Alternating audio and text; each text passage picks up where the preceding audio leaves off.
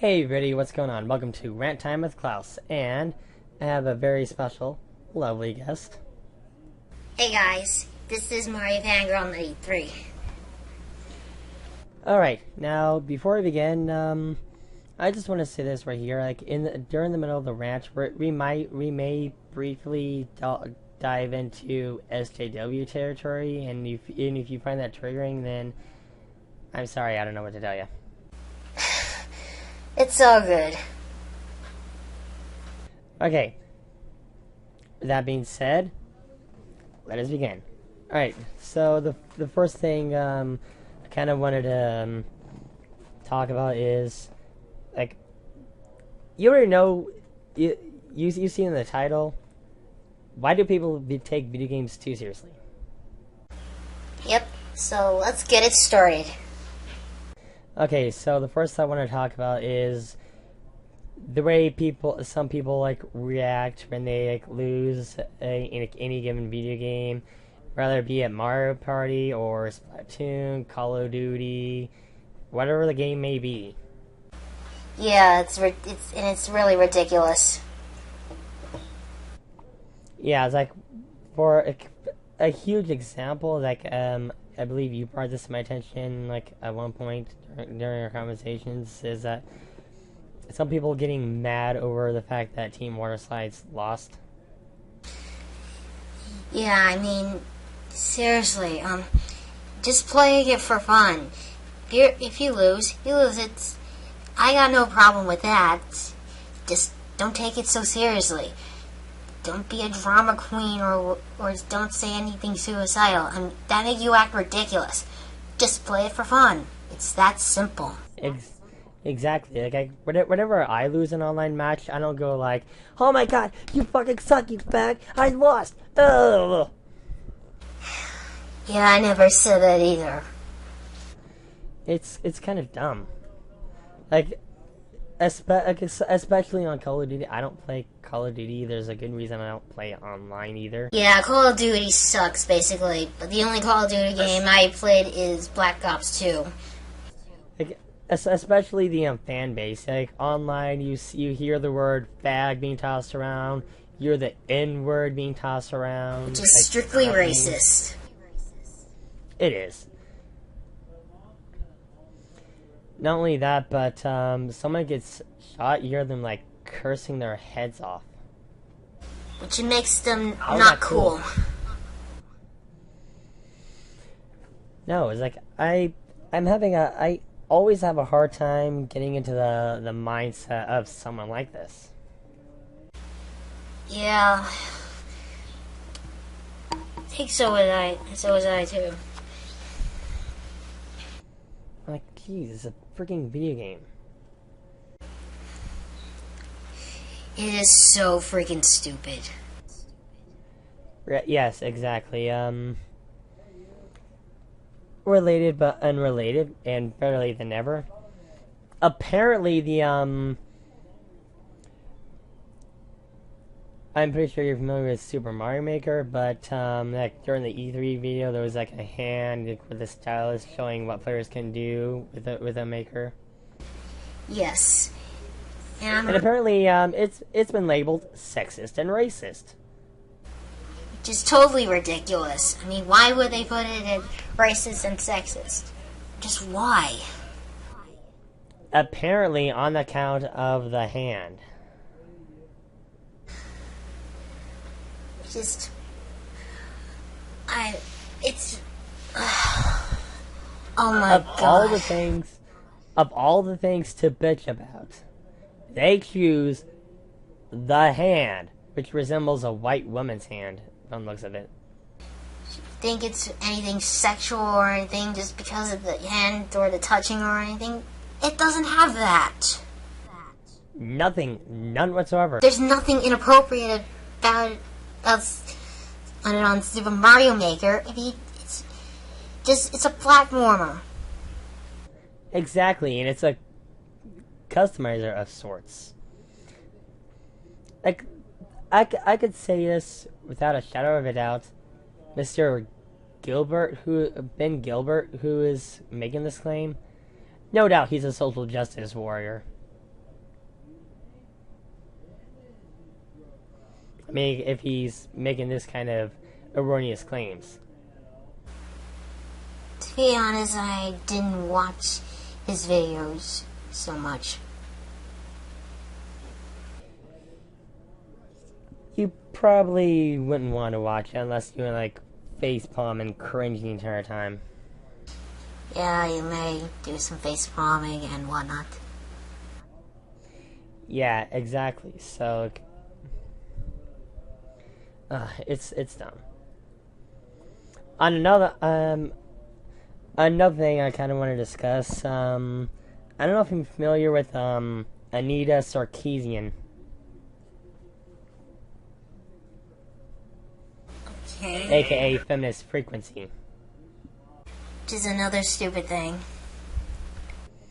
Yeah, another idiot who went to E3 and decided to nitpick a few games and bitch about them.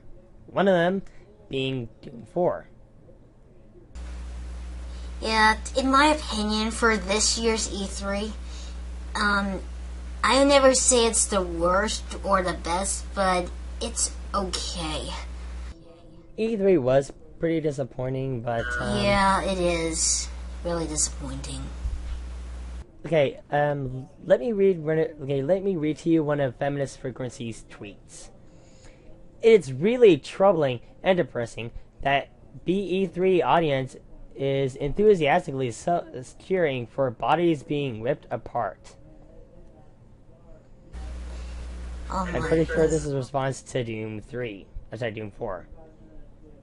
I mean, You know, the one where you're like shooting down monsters and killing demons. yes. That's been the history ever since the beginning of the Doom series. Yeah, she seems to be acting like it's something new. Right. And our good friend Jonathan McIntosh comes out of the woodwork by saying this. When it comes to violence, I see folks saying watching movies and playing games are the same. Nope, fundamentally different experiences. How so? Because you're holding a controller in your hands, you're interacting with the media. Yeah, and the reason is, the kids are way too young to play any violent video games. I know most of these mature-rated games, such as Call of Duty, if they learn that's from the violence or whatever, it may cause them to misbehave that way, and that is my concern. Why children shouldn't be playing violent video games. They should play it when it's like rated E or E10 and up or whatever. It's appropriate for them. Yeah, I do concede that because like little kids at that age can't really deter the difference between fiction and reality. But if they do play it, who's to blame? I mean, who let the kids play those video games in the first place? It's because of these idiotic parents who did a very bad job raising them. Exactly, or they're irresponsible parenting. I mean, if I had kids, I would give them something appropriate. Just Nintendo games. It's more appropriate. Exactly. That's why I'm just gonna get a random game here. That is why there's an ESB rating. Catherine, for example. And there's a list of reasons why the game is rated what it is. Catherine rated M for violence, blood, sexual themes, partial nudity, strong language, and use of alcohol. Yeah, for those parents who are that dumb, make sure you check the video game ratings before you buy your kids one. If it's M for mature, that means it's meant for, most teens and basically for adults, because it may have inappropriate language. I bring up the ESB ratings because apparently there are some parents who go like, well, I don't know what's in those video games. Is it really that hard to check the ratings? I mean, really, parents, are you that retarded? Either that or they just want to pin the blame on video games. Alright. Well, we're gonna wrap things. Okay, we're gonna wrap things up by looking at the top 10 stupid things people say about video games. Yes. And we're gonna we're gonna briefly read them off, and we're gonna comment on them. Okay, let's check it out. Okay, number 10. They're just for kids. Which is a very stupid thing. Why is it they're just for kids? I mean, this reminded me of something in the past. I mean, I got a comment from a 10-year-old girl, you know, even though I'm like 21 and I am a huge Mario fan, and she told me that if you're 21, why are you so into Mario and stuff? I mean, she could have realized that, I know she's a kid, but she should have learned something, because there are adults who play Mario, because most of these levels are challenging. Exactly, and Mario does have its unexpected difficulty curves. Oh, sorry, difficulty spikes. Yeah. And plus, there are most of these people in their 30s who play Mario games. It's because of their childhood back in the 80s. Yeah, not to mention, this also kind of ties in with what I was saying earlier. Rated M for mature games. Which is totally inappropriate for kids. I mean, exactly. I mean, when I was 7 years old, my first mature rated game I've ever played, I know I'm too young for this back then, but when I was 7, I played Mortal Kombat Trilogy for the PlayStation. I mean, I never done anything violent in school. I mean, I don't know what blood looks, blood or gore is. I just, you know, I'm just playing it and just fighting it. I didn't know any better back then. Right, so let's move on to number 9. Yep. Okay, the number 9 list is they're too violent. Since some people assume video games are for children, when they see games that feature explicit scenes of sex and violence, they leap into they come to the conclusion that games makers are making these games for... Okay, what? List a few examples here, like Grand Theft Auto, Call of Duty, Gears of War, and Mortal Kombat, like you were just saying earlier. Yes. Yeah, those type of games are too young for very young children. I mean, do you think that maybe these games contain a ton of violence because maybe they're not meant for kids? Yeah, I mean, I know in most of the Super Smash Bros. Games are rated T for teen, but it's not too violent. I mean, there are kids that are under 13 who play it because it's just a Smash Bros. Series.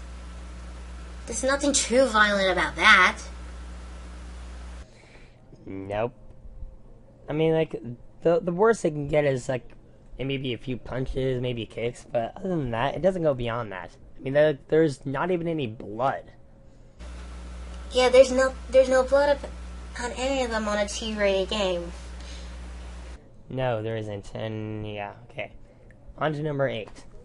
Okay. They are addicting. Yep. It's on number 8. Okay, let me just read along with it. This statement is stupid not because it is necessarily wrong, but for the implications those that say it are trying to make. When people accuse video games of being addicting, they are implying that this somehow makes them bad and thus must be removed or censored from society. Of course. Why am I not surprised? Pro censorship! Pro censorship! Pro censorship!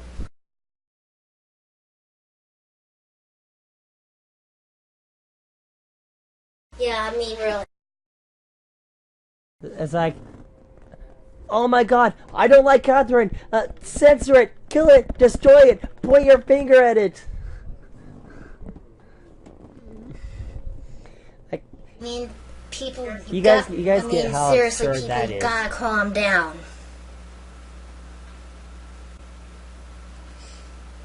I mean, if you're playing it so much, sometimes you gotta give yourselves a break. Yeah, exactly. Well, video games can be an addiction, but that doesn't necessarily mean everyone is necessarily addicted to it. I find a lot of enjoyment in video games, but I do other things too.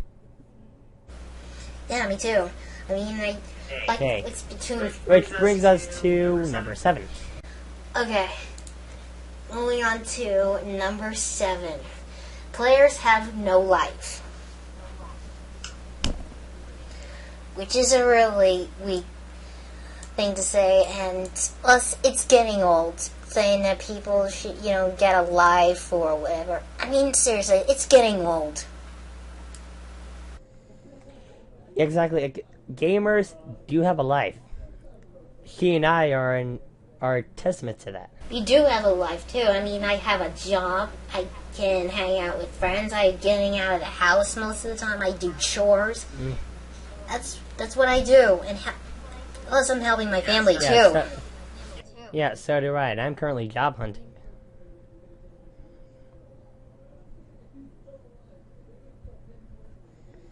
So, yeah, gamers do have a life. This knocks down this stupid stereotype. Yes. Let's move on to number 6.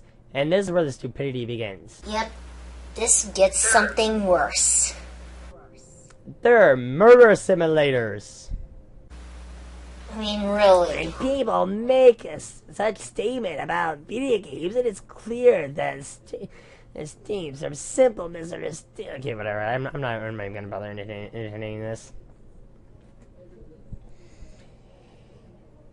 Yeah, murder simulators. As in, oh my god, don't play these video games. They're teaching you to go and murder people for sport. Get the fuck out of here. Hell? I mean, this shit has been said about Call of Duty. This shit has been said about Hitman. This is getting freaking ridiculous. Exactly. Exactly. This is something you can expect from a social justice warrior.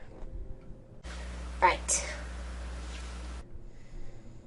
It's bullshit. It pisses me off that, especially the fact that people are being mislabeled.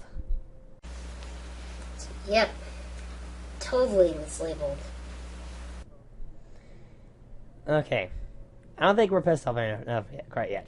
Let's go to number 5. Yep, number 5. They cross defiant behavior.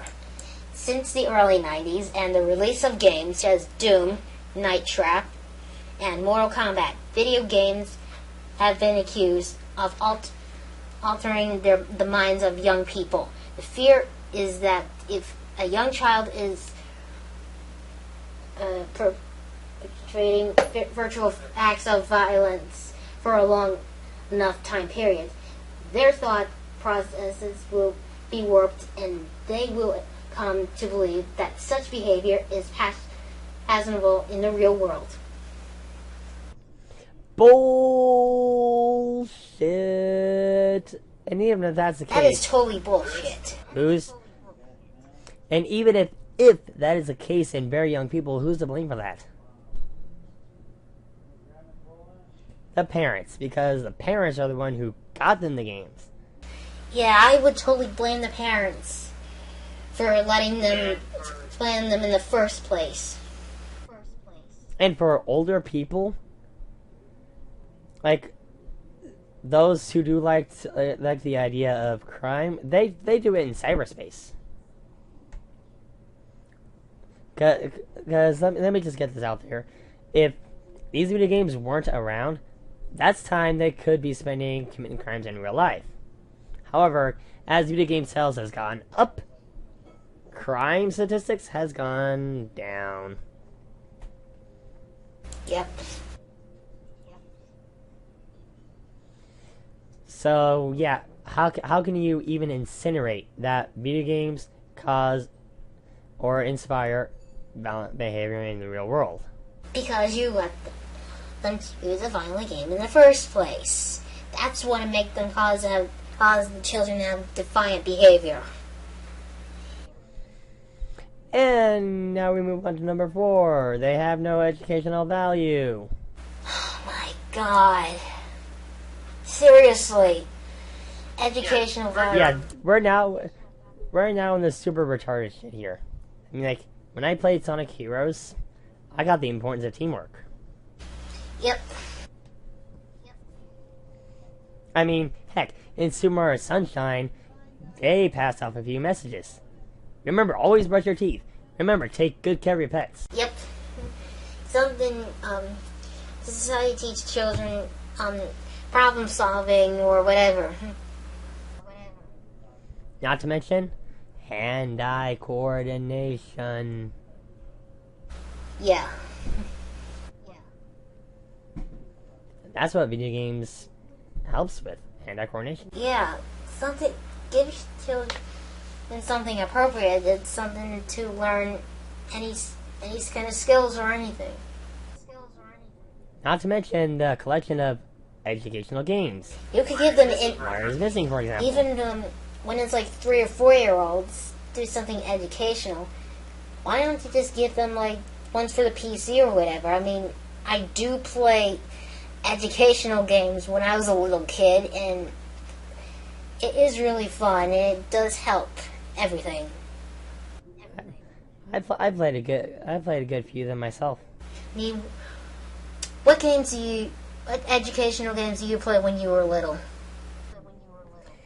I believe a couple of them were Scooby-Doo educational. I forgot the title of them. A couple of them were Scooby-Doo. A couple of them, like one of them was Mario. Oh yeah, the Mario's Early Years game. I was referring to Mario's Missing. I didn't even know Mario's Early Years was a thing back then. Well, it does came in the early 90s for SNES, and I know Mario's Missing, but I never play any of them, unfortunately. So anyway, want to go to number 3? Yeah, moving on. Okay. Number 3. They desensitize players. Part of the reason many people fear video games will corrupt the minds of young people is due to the fear that the constant and graphic violence will desensitize them to real-world violence. Bullshit! Not all games contain violence in them. Yeah, exactly. I mean, let's think back to what I was just saying earlier, the couple examples that I've given. Unless Yoshi's Cookie was violent and I never realized it. What? Yoshi's Cookie isn't a violent game. I said that just to emphasize the absurdity behind that statement. Oh yeah. I mean, I do play Yoshi's Cookie, and I do play it on the original NES. It was fun. I never played the SNES one. I know they have it in different consoles, but it's really enjoyable. I wasn't too good at that game personally, but video games themselves don't desensitize players. Yeah, totally agree. I mean, I've been playing video games since I was 5, and I still got my feels intact. Me too. I've been playing video games since I was like 4 years old, and my first video game I ever played is Sonic 2 for the Sega Genesis. Why? Because I watched my older sister playing it, and I was really bored, and watching my sister playing it, and I asked her, can I play it? And she let me play it. I'm really good at this, and that's how I get into video games. So yeah, needless to say, we've both been playing video games for a long time, and we've never been desensitized. Moving on. Okay, moving on to number 2. And this is where we have maximum high level absurdity. And it gets even worse. They have no artistic value. What the hell? With video games becoming a larger part of our society, the discussion whether they can actually be considered an art has grown and more heated. Okay, to even imply that video games are not art is ridiculous. Like, even games in the 8-bit generation, they do have some artistic value. I mean, hell, I played tons of video games where the art direction is the most beautiful. Like, Okami is one such example. The art direction of that game is so amazing. I mean, Okami is a good game. I mean, I've first seen it on Chugga Conroy. Like, the graphics in Xenoblade Chronicles are breathtaking. Yeah. So those two games alone disprove that. And, Okami has amazing graphics. You know, it feels like it looks like it's art. And it's really amazing. Which goes in perfectly with this gameplay. You know, the whole celestial brush mechanic. Like, the whole world looks like it was, like, drawn with a paintbrush. Breathtaking. And now we move on to the dumbest thing on this. Okay, the number one was the they are pointless waste of time. Which they put it like the wrong way. They just should have let go of the S and just put it. I mean, they are pointless waste of time, which they did in error. So it says this is the ultimate station that has been thrown at video games since their creation. No doubt that if you were a child growing up in the 80s and 90s, your parents will look at you playing video games